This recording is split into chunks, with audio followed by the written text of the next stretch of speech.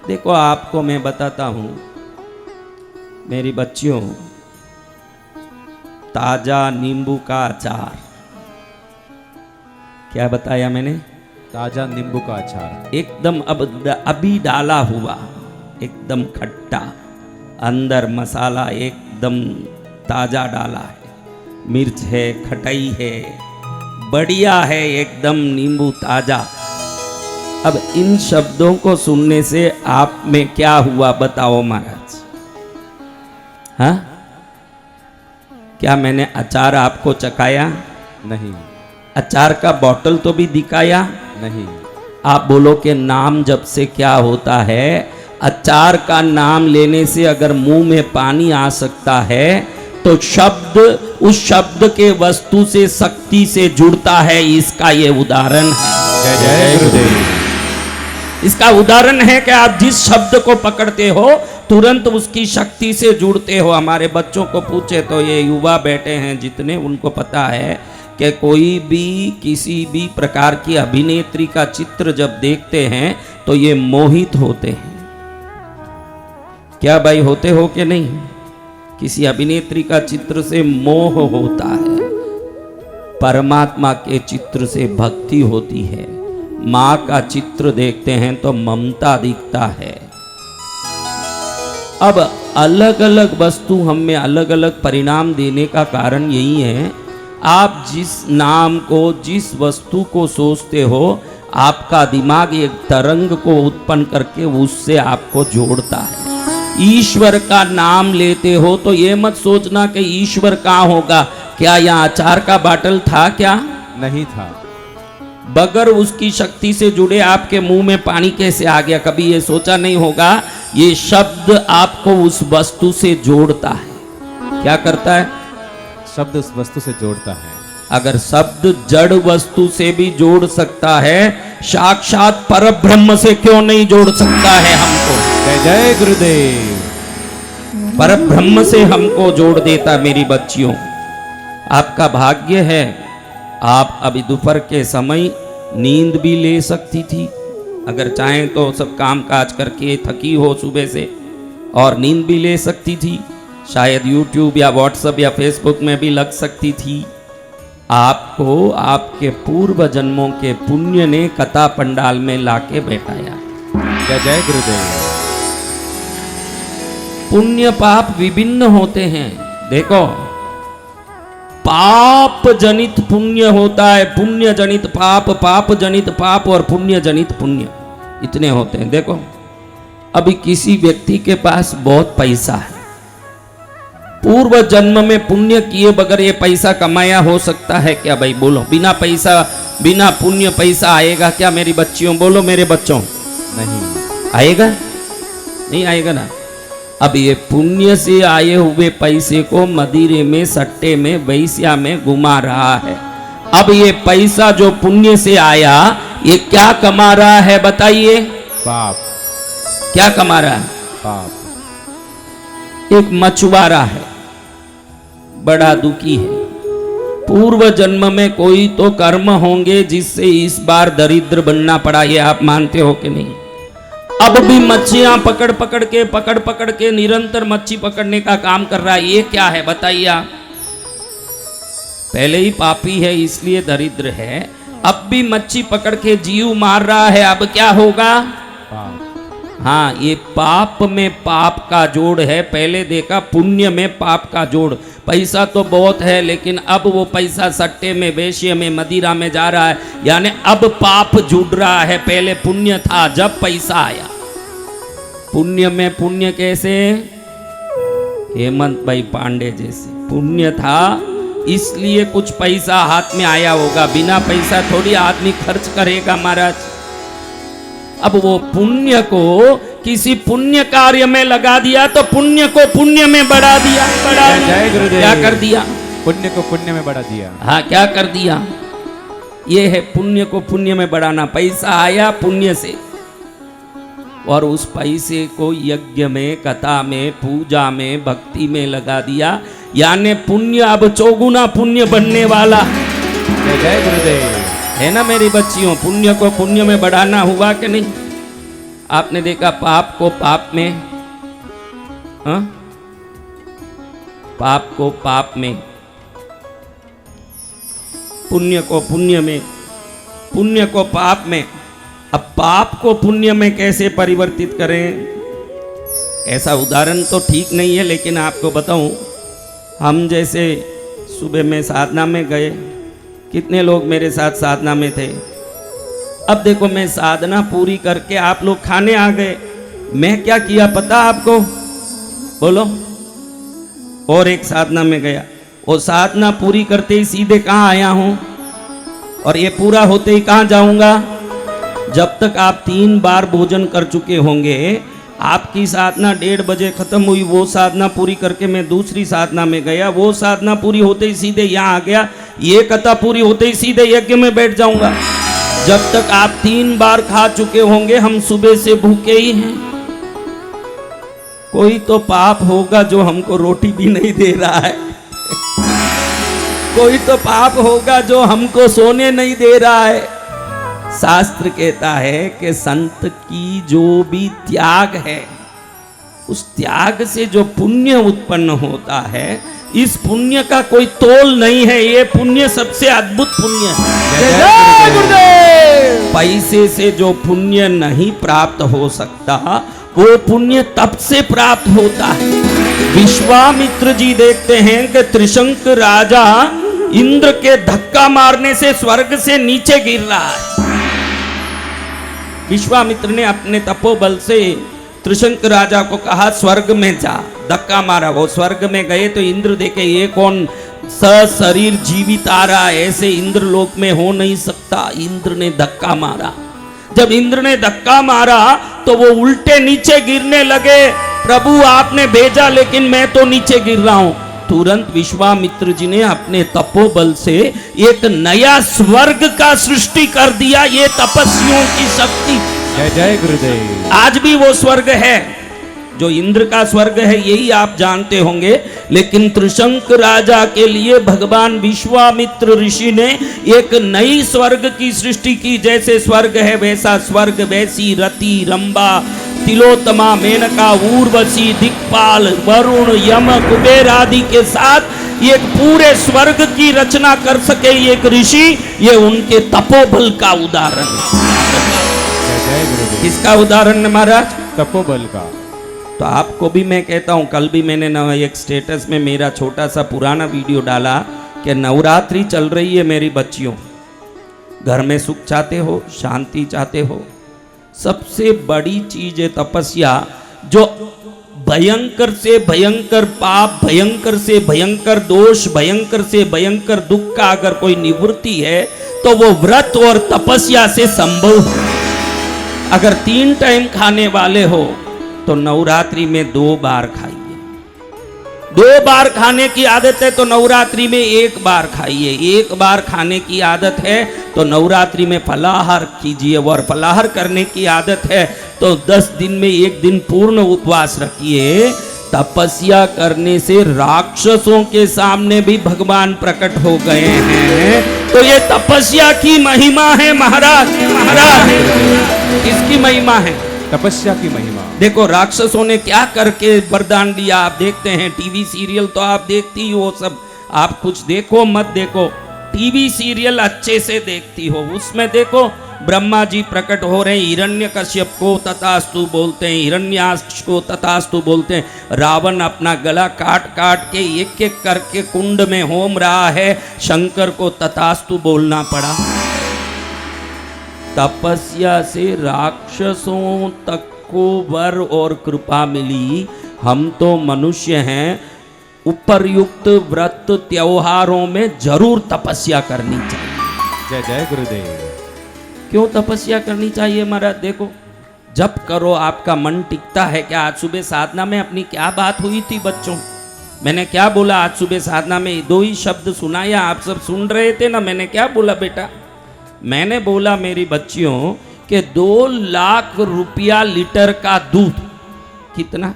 2 लाख। आज सुबह मैंने बताया, जो 2 लाइन आपको सुना रहा हूं कि 2 लाख रुपया लीटर का दूध 5 लीटर खरीदा। कितना रुपया हुआ? 10 लाख। इस बहाने गणित भी मैं समझा देता हूँ कि थोड़ा गणित का क्लास भी चलता रहे साथ। 2 लाख रुपया लीटर का दूध, मेरी बच्चियों पीछे जो बैठी हो कान बराबर सुन रहा है, तो 5 लीटर का कितना हुआ? हाँ, अब 10 लाख रुपया देके 5 लीटर दूध खरीदा, लेकिन बर्तन में छेद है, तो क्या ये दूध 10 लाख का किसी काम का टिका रहेगा? नहीं रहेगा। तो ध्यान रखना, सब चीजों को लपकने दौड़ती हो उससे पहले अपनी पात्रता बढ़ाने की कोशिश करना, क्योंकि जैसा पात्र होगा वही वस्तु सुरक्षित होगा। कई लोग मेरे पास आके रोते हैं, नुकसान हो गया महाराज। क्या हो गया? नुकसान हो गया। बोलते हैं कि नुकसान हो गया। मैं कहता हूं तू पात्र नहीं है, कहीं छेद है इसलिए वो निकल गया। आपके हाथ से कोई अच्छी वस्तु निकल गई तो वस्तु के पीछे मत दौड़ो, अपना पात्रता इतना बढ़ाओ कि गए हुए वस्तु के साथ और एक वस्तु साथ आ जाए आपके पास। जय जय गुरुदेव। वस्तु के पीछे मत दौड़ो, वस्तु के पीछे जाके वस्तु नहीं आएगा। पूरा तेल लगा के शरीर में गुड़ोगे तो भी जितनी मट्टी चिपकनी है उतनी चिपकने वाली। ज्यादा चिपकना तो तेल ज्यादा नहीं लगाना, पुण्य ज्यादा बढ़ाना पड़ेगा। जय जय गुरुदेव। क्या बढ़ाना पड़ेगा? पुण्य। हाँ, तो पात्रता बढ़ाना। कई लोग मैं देखता हूँ जब करते हैं तब करते हैं। आप भी रोज कुछ तो नाम लेते होंगे, कुछ शिव शिव, राम राम, माँ माँ, कुछ तो चलता है सबके। सनातनी हैं, धन्य हैं, हमारे जीवन को मनपसंद पति मिलता है। वो हर धर्म में मिलता है कि नहीं? क्या मनपसंद पति सनातन में ही मिलता है? बोलो, मनपसंद पति मुसलमानों को नहीं मिलता, मनपसंद पति ईसाइयों को नहीं मिलता। मनपसंद पति सभी धर्मों को मिलता है, लेकिन मनपसंद भगवान सिर्फ सनातनियों को ही मिलता है। जय जय गुरुदेव। हमारे मन मर्जी के भगवान ढूंढ सकते हैं। कई मूर्ख मुझे पूछते हैं कि इतने सारे भगवान आपके धर्म में काहे लिए इतने, एक अल्लाह काफी नहीं है, एक जीसस काफी नहीं है? अरे मूर्ख, ये सनातन धर्म मनुष्य की प्रवृत्ति और गुणों को देख के बनाया गया धर्म है। ये शाश्वत धर्म है, आदि अनादि है। ये धर्म जानता है कि व्यक्ति विभिन्न स्वभाव का है। अगर कोई किसी कारण से पहली पत्नी मर गई, दूसरी पत्नी लाया, दूसरी भी बच्चा नहीं दे सकी इसलिए तीसरी लाया, वो अगर राम के पास, मर्यादा पुरुषोत्तम के पास मंदिर में जाके सामने खड़ा होगा, मन में कहीं ना कहीं हिचकिचाहट होगी कि नहीं, ये है मर्यादा पुरुषोत्तम और मैं हूँ 3 पत्नियों का पति। मन में कहीं ना कहीं एक छोटा सा गुनगुनाहट होगा कि नहीं? होगा। इसीलिए हमारे धर्म ने राम अवतार के बाद कृष्ण अवतार भी दिया, जो अनेकों गोपिकाओं के साथ रहते हैं और कहते हैं कि हर प्रकार के स्वभाव के व्यक्ति के लिए इस सनातन धर्म में एक इष्ट है जो उसको अपने शरण में लेके मुक्ति दे सकता है, मुक्ति का स्थान दे सकता है। देखो, एकदम बड़ा लुच्चा लफंगा है, भयंकर उग्र स्वभावी है, क्रूर बुद्धि वाला है। अगर वो जाके भगवती पार्वती जो शांत शीतल होके भगवान के साथ बैठी है उसके सामने जाएगा तो सोचेगा तो मैं तो गुंडा हूँ और ये शांत बैठी है, ये शांत देवी के मेरे सामने क्या काम है, सोचेगा कि नहीं? इसीलिए वही देवी जीभ लपलपाते हुए हाथ में त्रिशूल मुंडमाला धारण करके काल रात्रि काली बन के ऐसी खड़ी है, इस क्रूर गुंडे को भी लगे कि ये तो मेरे से भी बड़ी गुंडी है, इसके चरण में जाके गिर जाऊं, ये तो मेरी भी माँ है, माँ है। तो आप विभिन्न स्वभावी हो, ये साइकोलॉजी अगर किसी को अच्छे से समझ है तो वो सनातन धर्म को समझ है। कई लोग कहें कि 33 कोटि देवता किस लिए? 33 कोटि देवता इसलिए कि तू भी 33 कोटि प्रकार का बुद्धि रखता है, इसलिए उसमें जो तेरे मन को अच्छा लगे उनको पकड़। चॉकलेट अलग अलग रूप के, अलग अलग आकृति के बन सकते हैं, लेकिन सबका एक ही स्वाभाविक गुण है, मिठास। देवता अलग अलग रूप, अलग अलग नाम, अलग अलग स्वभाव के हो सकते हैं, अंत में मुक्ति देना ही सभी देवताओं का एकमात्र काम।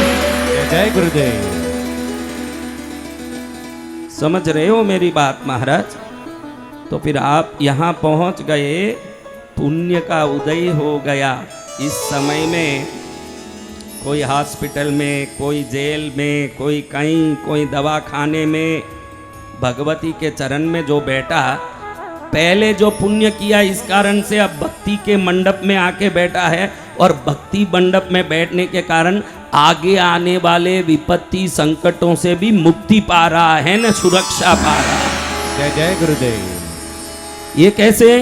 पहले पैसा था इसलिए हमने इंश्योरेंस भर लिया, लेकिन इंश्योरेंस भरने के कारण अब उसमें प्रीमियम भी मिलने वाला है, ऐसी बात। जय जय तो गुरुदेव। इंश्योरेंस भरना तो पहले के पुण्य से हुआ, लेकिन मिले हुए पुण्य से अब वो इंश्योरेंस में मनी बैक पॉलिसी भी आएगी, मनी बैक होगा विथ इंटरेस्ट। भगवान की भक्ति हमको अनंत कृपा बरसाएगी महाराज, हमारा पुण्य जगेगा। पीछे जितनी मेरी बच्चियां बैठी, एक बार ताली बजाओ, क्यों देरी से आई? अब देखो, पियर जाना हो तो फटाफट पैकिंग करके भागती हो कि नहीं मेरी बच्चियों? भागती हो कि नहीं? सबसे भले ही कितनी ऐसी बूढ़ी माएँ बैठी है जिनके अब बाप नहीं रहे, ऐसे भी हैं। अभी तो भाई है, कई बहनों के भाई भी नहीं, उनके बेटे भतीजे ही हैं, फिर भी पियर का नाम आए तो ये नहीं सोचे कि बाप नहीं है, भाई नहीं है। भागती है आज भी भतीजों के घर में, भागती है कि नहीं? हाँ, तो ये ईश्वर के घर को कहीं भी कथा चले, कहीं भी मंडप सजे, आज से मेरी बच्चियों ये ध्यान रखना, जब भी कथा मंडप सजता है, कथा मंडप नहीं सज रहा, आपका पियर सज रहा है, ये ध्यान रखना। जय जय गुरुदेव। जिसको आपने माँ बोला है, तो माँ कहाँ की होती है? ससुराल की होती है। ससुराल में तो सासू होती है। आप इतनी देर क्या बोल रहे हो, बैठ बैठ के क्या बोल रहे हो? तो माँ कहाँ होती है? हाँ, तो जब भी मेरे पास आते हो, कथा सुनने आते हो, जगत गुरु बसंत विजयानंद गिरी के पास आते हो, तो ये ध्यान रख के आना कि मैं पियर जा रही हूँ, फिर देरी नहीं हो सकती आपके आने में, फिर देरी नहीं हो सकती। सबसे पहले आके बैठ जाओ, फिर आपको भक्ति जगेगी, आनंद जगेगा, जीवन में मंगल होगा मेरी बच्चियों। अब माँ की महिमा अनंत, इसमें कोई ललिता सहस्र नाम का पाठ सुने हुए हैं, या कभी एक बार या कभी नित्य करते हो ललिता सहस्र नाम का पाठ? ऐसे कोई हो तो हाथ उठाएं, ललिता सहस्र नाम का पाठ करने वाले बहुत कम है। भगवती के सहस्र नाम का पाठ का महिमा अनंत है। इस पाठ के भाष्यकारों में भास्कर राय जी अति विशेष हुए हैं। क्या हुए हैं? अति विशेष। हाँ, उत्तर भारत के भास्कर राय जी अति विशेष रूप से माँ के सहस्र नाम में एक एक नाम का अर्थ उन्होंने बहुत सुंदर रूप से बताया। माँ की नाम की महिमा अनंत है, हम क्या बताएं, लेकिन भास्कर राय जी ने महिमा बताया। उसमें एक नाम है महाराज, महाचतुष्षष्टि योगिनी, महाचतुष्षष्टि कोटि योगिनी गण सेवितायै नमः। 1000 नाम में एक नाम है माँ का। क्या नाम है बोलो? महाचतुष्षष्टि कोटि योगिनी गण सेवितायै नमः। इसका अर्थ क्या है? 64 करोड़ योगिनियों से सेवित माँ को मेरा नमस्कार। अब 64 को करोड़ योगिनियों से सेवित बोलना चाहिए ना, वो 64 करोड़ योगिनी क्या है? तो पंडितों ने भास्कर राय जी से अर्थ पूछा कि महाराज, चतुष्षष्टि कोटि योगिनी गण सेवितायै नमः, यानी 64 करोड़ योगिनियों से पूजित भगवती, ऐसा अर्थ होता है। ये महाचतुष्षष्टि कोटि योगिनी गण सेवितायै नमः का अर्थ क्या है? तो भास्कर राय जी कहते हैं कि नवावरण की जो नवरात्रि में पूजा होती है, इसके 8 आवरणों में 64 करोड़ योगिनियां भगवती की पहरा देती है। 8 आवरण में, 90 आवरण में मां पद्मावती बैठी हुई है, तो कुल 512 करोड़ योगिनियां मां की सेवा में तैनात है। इसलिए महाचतुष्षष्टि कोटि योगिनी गण सेवितायै नमः। बोलो पद्मावती मात की। कितने बोलो कितने? सिर्फ योगिनियां जिसके 512 करोड़ सेवा में हो, तो फिर उस देवी के देवियां कितनी सेवा में होगी? ब्रह्मा विष्णु महेश स्वतः ही भगवती का जो सिंहासन है, आपको पता होगा कि भगवती के सिंहासन के 4 पहियों में एक पहिया है ब्रह्मा, दूसरा पहिया है विष्णु, तीसरा पहिया है रुद्र, चौथा पहिया है सदाशिवा, 5वां जो पलंग है वो महेश। भगवान शंकर पर बैठ के अपना आसन जमाने वाली भगवती की कथा सुनने आए हो महाराज। ब्रह्मा विष्णु रुद्र सदाशिव 4 पहिए हैं मां के सिंहासन के, उसके ऊपर का आसन स्वयं महेश है। आपने देखा होगा कि भगवान शंकर पर भगवती खड़ी हुई है। क्यों? शक्ति कभी भी शिव पर खड़ता है और भगवती अपना आसन जमा रही है, उस आसन पर बैठी है तो लक्ष्मी और सरस्वती आके सेवा दे रही है। क्या दे रही है? सेवा। कैसी सेवा? चामर ढोल रही है। चामर क्या ढोल रही है? चामर। अब चामर डोल रही है, मां प्रसन्न हो गई। लक्ष्मी इस तरफ चामर डोल रही है। ललिता सहस्त्र नाम में है सचामर रमावाणी सभ्य दक्षिण सेविता यही नमः। यानी रमा लक्ष्मी सचामर यानी चामर युक्त होकर के हाथ में चामर लेके सचामर रमावाणी सभ्य दक्षिण सेविता यही नमः है। सभ्य डाबे बाजू, दक्षिण जीमने बाजू, वाणी जीमने बाजू खड़ी है। वाणी यानी कौन? सरस्वती। सरस्वती। रमा यानी कौन? लक्ष्मी। लक्ष्मी डाबी बाजू खड़ी है, सरस्वती जीमने बाजू खड़ी है। दोनों चावर डोल रही है।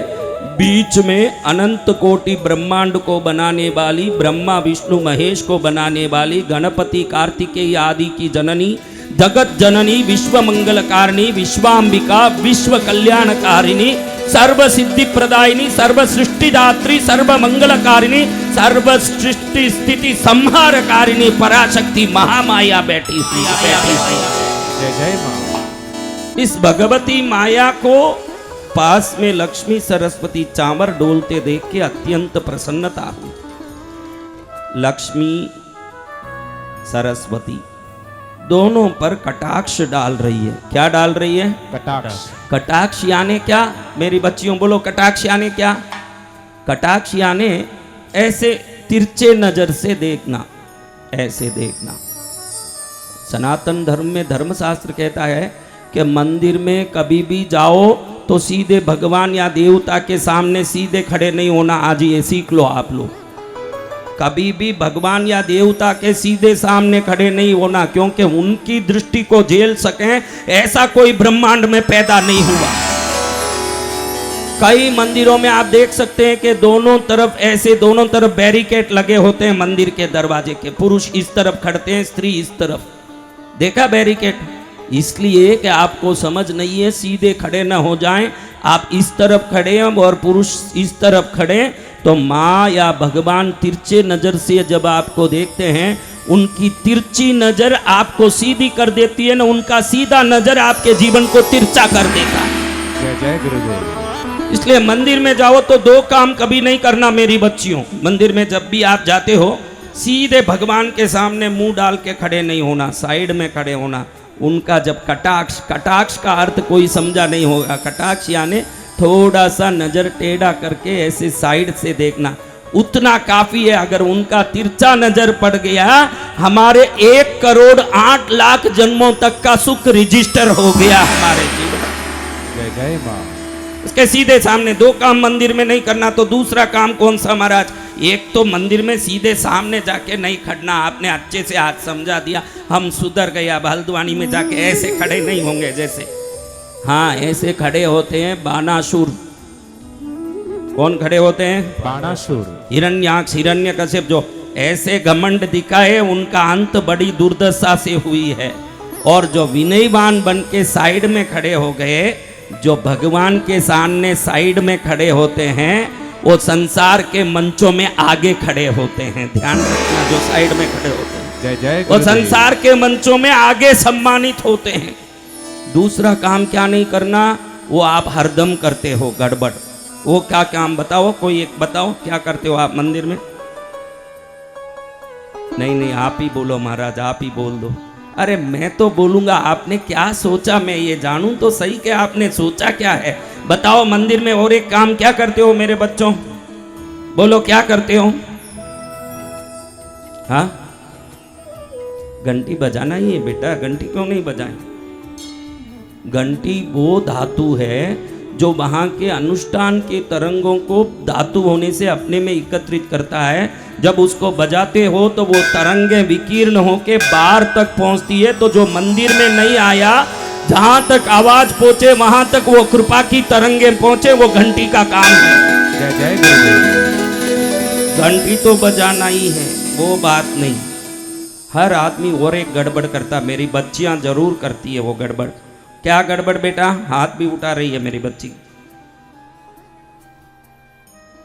क्या बोल रही है, क्या करती है? फोटो वो सब अभी आया बेटा, अभी फोटो वोटो तो अभी आया। मैं परंपरा से चलने वाली बातें कर रहा हूँ, फोटो की बात नहीं कर रहा हूँ। तो भी तूने बहुत अच्छी बात कही। तू दूसरा कुछ बोल रही है क्या?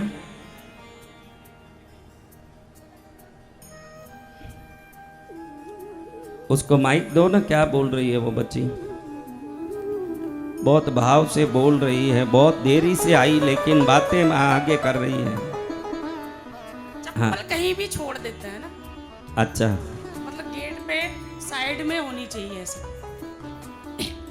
बहुत अच्छी बात है, खूब सुंदर बात कही, बच्ची के लिए ताली बजाइए। लेकिन बहुत अच्छी बात है।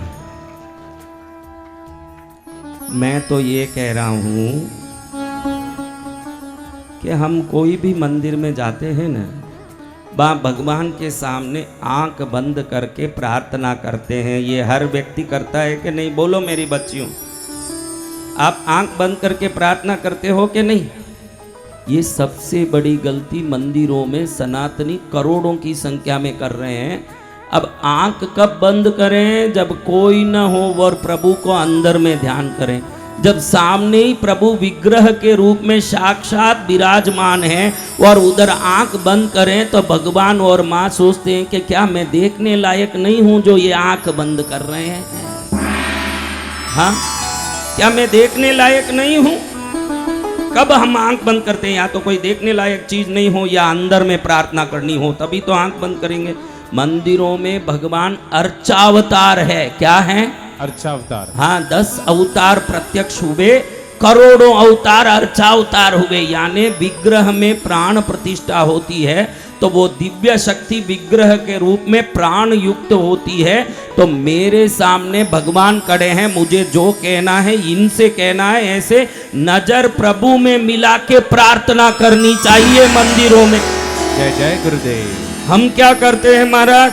आंखें बंद करते हैं। वहीं जाके आंख बंद करेंगे और टीवी देखेंगे तो आंख एकदम खुली की खुली। जो नहीं दिखे वो भी दिख जाए थोड़ा। हाँ, तो प्रभु के सामने मंदिर में 2 काम नहीं करना। पहले ये काम मैंने बताया, सीधे सामने खड़े ना हो। जहाँ भी दरवाजा हो, दरवाजा के इस तरफ पुरुष, इस तरफ महिलाएं खड़ के दर्शन करें, ये नियम है। हम उनकी कटाक्ष में रहेंगे तो प्रसन्न है, क्योंकि भगवान का जो तीसरा नेत्र है ये अग्नि नेत्र है। क्या है? अग्नि नेत्र। ये सूर्य नेत्र है। अब बोलो, सूर्य के सामने जाओगे तो क्या हो जाओगे? भस्म। अग्नि के सामने जाओगे तो क्या हो जाओगे? इसलिए सभी देवताओं के अग्नि, सूर्य, चंद्र ही नेत्र बने हुए हैं, इसलिए उनके सामने कभी नहीं जाना। जब आप साइड में खड़े होके प्रणाम करोगे, वो तिरछे नज़र से देख लेंगे कि सुशीला आई है, रमा आई है, लीला आई है, मानक चंद आया है, सुरेश आया है, तो वो प्रसन्न हो गए तो हमारा जीवन कल्याणमय, मंगलमय हो। जय जय गुरुदेव।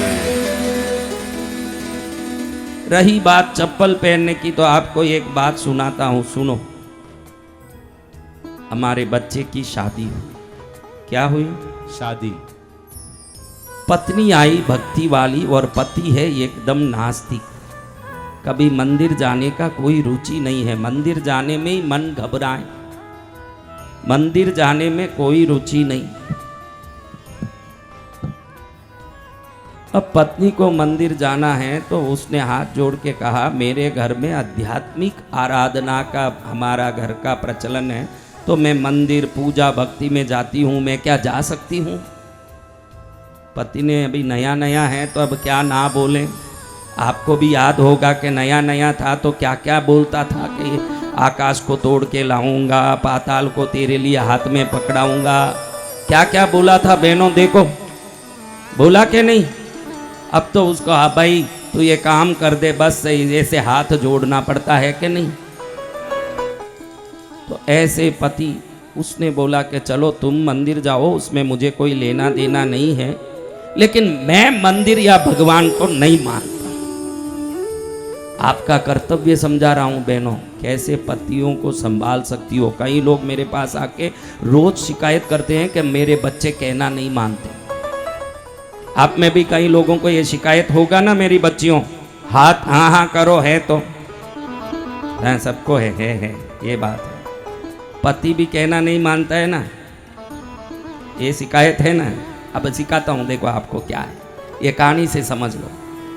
अब पत्नी ने कहा मैं तो मंदिर जाऊंगी, पति ने कहा जाओ तुम्हारी मर्जी, मैं नहीं आऊंगा, मैं तो भगवान या मंदिर नहीं मानता, तुम्हारे जाने से मुझे कोई एतराज भी नहीं है। अभी नई नई बात है तो उसने ग्रीन झंडी दिखाई, जाने दो, अभी पहले पहले ही लट लट करेंगे तो पहले में ही काम शिव धनुष की तरह हो जाएगा। यानी क्या हो जाएगा? शीशा हो या दिल हो आखिर टूट जाता है। अब देखिए महाराज, पत्नी मंदिर जाके आई, वापस आते समय मुंह एकदम चिढ़ाई हुई थी। तो पति ने देखा कुछ गड़बड़ हुआ, कुछ नहीं पूछा क्योंकि मंदिर का काम था, ये जाने न वो जाने। लेकिन पत्नी खुद ही सीधे पति के सामने आके खड़ी हो गई, सुनो जी, 2 लड़के मेरे पीछे पीछे ही आ रहे हैं। सुनते ही इसको लगा कि कौन है लड़के पीछे पीछे आ रहे हैं? जो शादी के पहले मैं जो काम करता था वो काम करने वाला कौन है?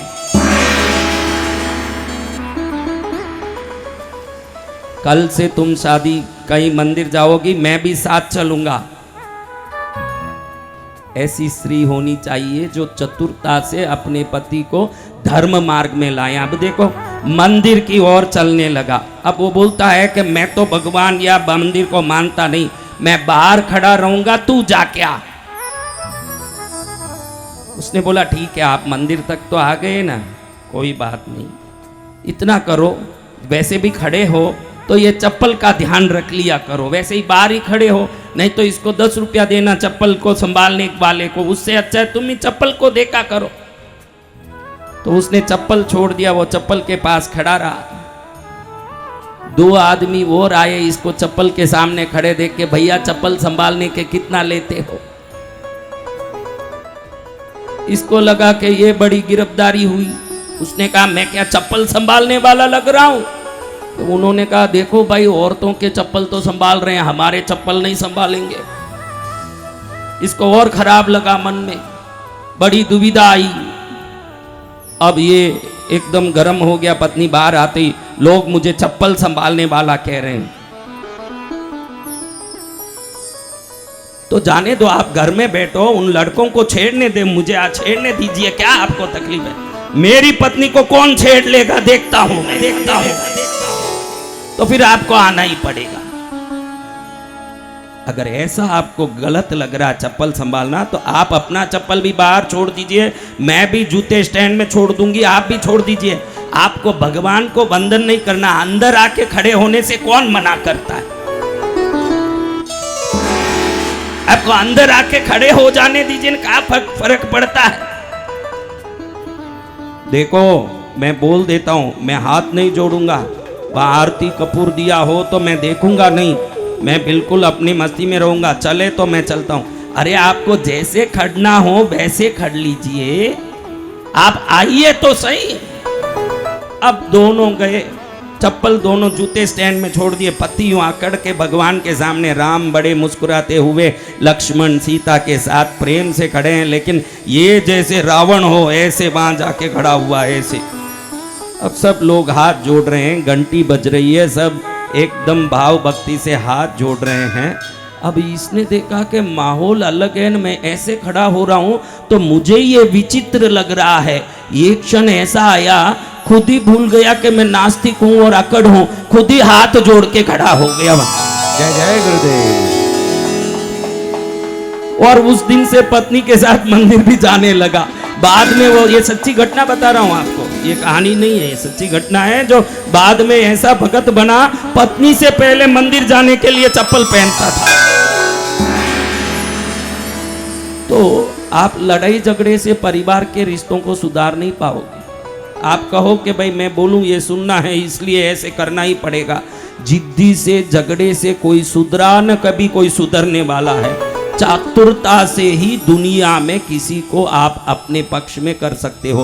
इस बहन की जेने मैंने कथा बताई, उस बहन को ना तो कोई दो लड़के छेड़ रहे थे ना कुछ हुआ, लेकिन पति को कैसे संभालना ये विवेक उसको जो आया, उसके पति को भी परम भागवत बना दिया उस प्रसंग से। तो आप भी ऐसे चतुर हो जाओगे तो बच्चों के प्रति, पति के प्रति कभी चिंता नहीं करना पड़ेगा। आप अगर धर्म मार्ग में पति को, बच्चों को लाना चाहते हो, हर प्रकार की चातुर्य को आप अपना सकते हो, धर्म में उसका छूट है, आप कुछ भी कर सकते हो। तो महाराज ऐसी माँ की कथा सुन रहे हैं, भक्ति कर रहे हैं। देखो मेरे पास तो यहाँ 14 दिन ही हैं, लेकिन 14 युग भी हों तो परमात्मा की, भगवती की महिमा का गुणगान 1000 जिब्बा वाला आदिशेष नाग भी पूरा नहीं कर सकता, तो हम क्या करेंगे ना, क्या बोलेंगे। आप सब आए बेटे, धन्यवाद है आपको कि आपके जीवन में कुछ सुनने का अवसर मिल रहा है, कुछ सुनने का अवसर। देखो इस कान ने कभी आपके जीवन में कोई गाली नहीं सुनी, कोई गाली नहीं सुनी, सुनी हाँ या ना बोलो। सुनी। कभी दुख का संदेश नहीं सुना, सुना। ये कान ने सुना। कभी अप्रिय शब्द नहीं सुना, सुना। कभी कष्ट नहीं सहा, सहा। कभी पीड़ा नहीं झेला इस कान ने। झेला।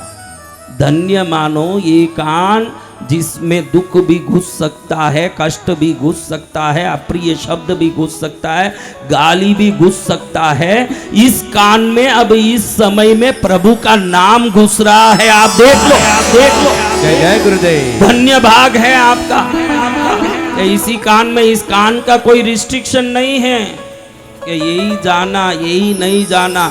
ये कान में कुछ भी जाता नहीं, ये मुंह से कुछ भी निकलता है।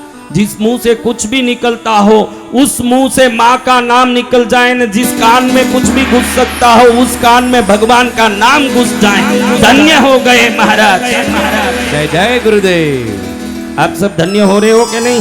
जी भगवान।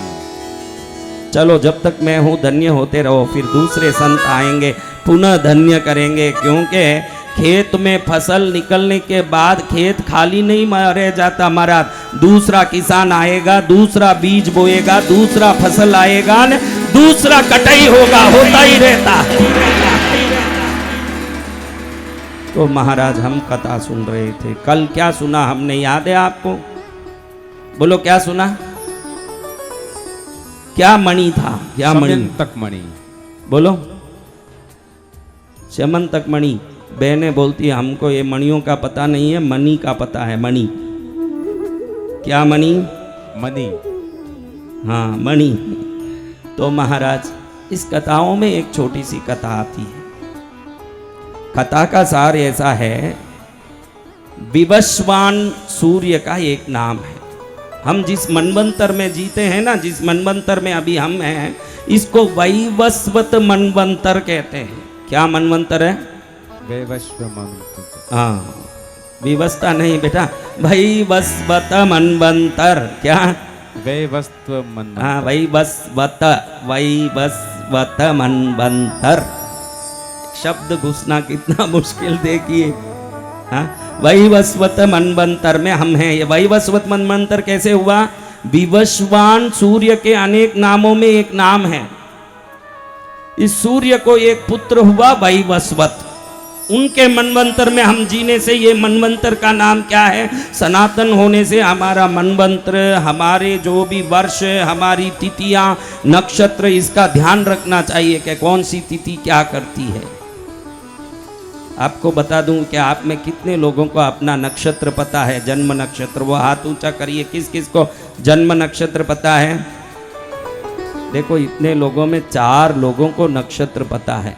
आपका जन्म नक्षत्र को रोज ध्यान करिए। आपके नक्षत्र में आपने जन्म इसीलिए लिया है कि आपके पूर्व कर्म और पुण्य पाप के हिसाब से उसी नक्षत्र के स्वभाव आपसे जमते थे, इसीलिए उस नक्षत्र में जन्मे हो। आज भरणी नक्षत्र है। क्या नक्षत्र है? वर्णी। भरणी धरणी का राज करता है। जो भरणी नक्षत्र में जन्म लिया वो धरणी का राज करता। धरणी यानी पृथ्वी। भरणी नक्षत्र में जन्म लेने वाला बहुत बड़ा पैसा वाला और समृद्ध रहेगा व्यक्ति। तो एक एक नक्षत्र का एक एक विशेषता है। आपको नक्षत्र के बारे में पता नहीं है मेरी बच्चियों, लेकिन यहाँ के सभी बच्चियाँ अच्छी समझदार हो, होशियार हो।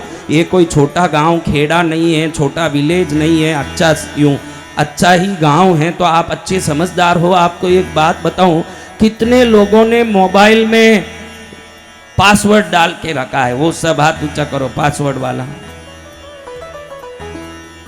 सब जितने लोग पासवर्ड डाले हो सबको हाथ ऊंचा करना मेरा आदेश है।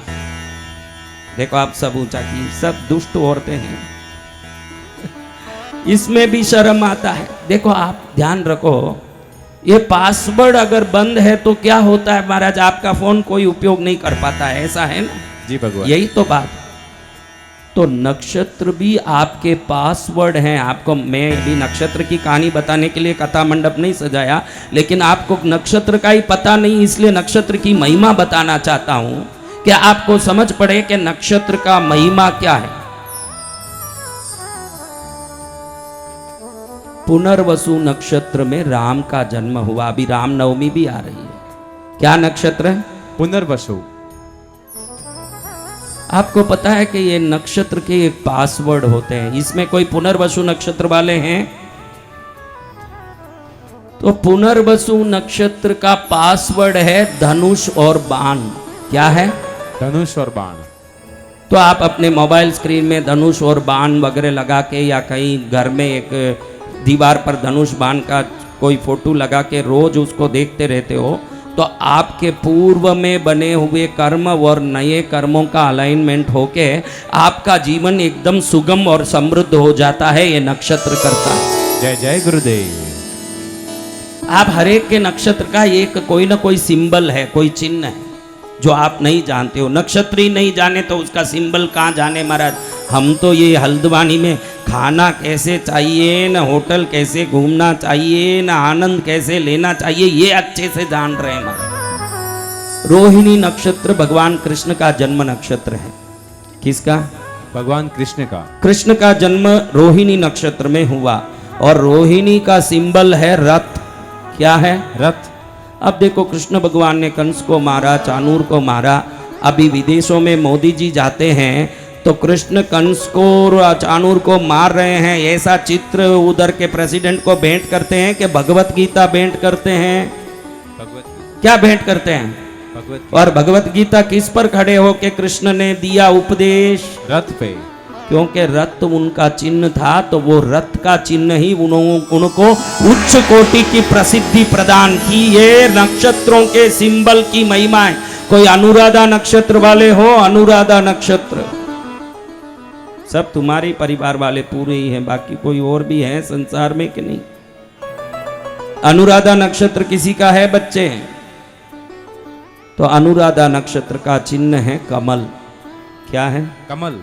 तो कमल के चिन्ह को घड़ी घड़ी देखने से सबकॉन्शियस माइंड एक्टिवेट होता है और पुरानी हमारी बंदी हुई समृद्धि खुलने लगती है। ये नक्षत्रों की महिमा आपको मालूम नहीं, इसलिए बता रहा हूं आपको। तो यहाँ नक्षत्र इधर क्या है कि मैं देख रहा हूं ये उत्तराखंड, ये जो इधर के प्रांतों में अनुष्ठान, आराधना और मंत्र साधनाओं का इतना पकड़ नहीं है। अगर ये पकड़ देखना हो तो दक्षिण में कृष्णगिरी आके देखिए कैसा पकड़ है और कैसे मंत्र साधना पूजा आराधना कृष्णगिरी में जो होता है ब्रह्मांड में नहीं हो सकता। महाराज बोले कृष्णगिरी धाम की। ऐसा हवन कहीं देखा बहनों? नहीं देखा। कभी देखा ऐसे मंत्र देखे? तो ये है दक्षिण भारत की मंत्र साधना की शैली, जो इस तरफ नहीं है। इस तरफ तो जो भगवान का गर्भगृह है उसमें भी आदमी घुस जाता है शिव मंदिरों में। दक्षिण में आप अंदर नहीं जा सकते, बाहर ही खड़े होके वंदन करना पड़ेगा। वहाँ शुद्धि और सिद्धि दोनों उत्कृष्ट है। यहाँ देखो मंदिर में, शिव मंदिर में खुद ही जाके जल चढ़ाते हो कि नहीं? दक्षिण के शिव मंदिरों में अंदर नहीं घुस पाओगे, आप बाहर ही खड़े होके वंदन करना। भगवान की पूजा वही करेगा जिसको पुजारी के रूप में नियुक्त किया, और कोई नहीं घुस सकता। या हर आदमी घुसे कृष्णगिरी में आके पद्मावती के मंदिर में हर एक व्यक्ति घुस नहीं पाएगा, सिर्फ ब्रह्मचारी पुजारी ही घुसेगा, बाकी सब बाहर से ही प्रणाम करना। और भगवान सर्वज्ञ है तो आप कहाँ खड़ो तो क्या उनका हाथ आप तक पहुंच ही जाता है, आपको पहुंचने की जरूरत नहीं। जय जय गुरुदेव। तो आपको मैं कहता हूं कि आपको अपना नक्षत्र जानना चाहिए। क्या जानना चाहिए? नक्षत्र। अभी ये थोड़ा देख लेना जन्म कुंडली में कि आपका नक्षत्र क्या है। आपके नक्षत्र से 19वां नक्षत्र, कौन सा नक्षत्र? 19वां। समझो आपका नक्षत्र अश्विनी है तो अश्विनी, भरणी, कृतिका, रोहिणी, मृगशिरा, ऐसे आप बराबर गिनते जाओगे तो आपके नक्षत्र 19वां नक्षत्र जो भी है वो आपके जीवन की हर चीज को देने की ताकत रखती है। ये आपके जन्म कुंडली में ही है। जय जय क्या गुरुदेव। चीज? 19वां तो आपके नक्षत्र से 19वां नक्षत्र कौन सा है वो देखना चाहिए। वो 19वें नक्षत्र जिस दिन भी महीने में आए उस दिन कुल देवी की पूजा करनी चाहिए, घर में विशेष पूजा करनी चाहिए, तुरंत उसका फल अगले दिन सुबह आपके हाथ में तैयार। जय जय गुरुदेव। कब तैयार? दूसरे दिन। अरे क्षमा करना प्रभु, गलती कर दिया, कितनी गलत बात बोल दी मैंने, बहुत बड़ी गलती की। अगले दिन क्या, उसी क्षण तैयार। जय जय गुरुदेव। क्या प्रभु की कृपा होने में अगले दिन तक इंतजार करना पड़े? कितनी बड़ी मूर्खता की बात है, ऐसा नहीं हो सकता। उसी क्षण मिलता है विश्वास करने वालों को। किसको मिलेगा? विश्वास करने वालों को। कौन विश्वास करें? हम सभी। चलो सब विश्वास कर रहे हैं, कितने भाग्यशाली है। खुद के लिए एक बार जोर से ताली बजाओ, किसी के लिए बजाया नहीं बजाया, अपने लिए बजाओ। इतना कमजोर मत बजाओ, खुद के लिए बजा रहे हो तो अच्छे से ही बजा लो। क्या पता कि पड़ोसी आपके लिए बजाएगा, कि रिश्ते वाले बजाएंगे, कि दुनिया बजाएगी। दुनिया अब ऐसी हो गई, खुद के लिए खुद ही करें जो करना है, पड़ोसी क्या करेगा। आजकल तो बर्थडे का केक भी खुद ही खरीद लेते हैं, खुद ही काट लेते हैं ना, खुद ही खा लेते हैं। कोई लाएगा न देगा न, ये सब गए जमाने। बोलो पद्मावती मात की जय।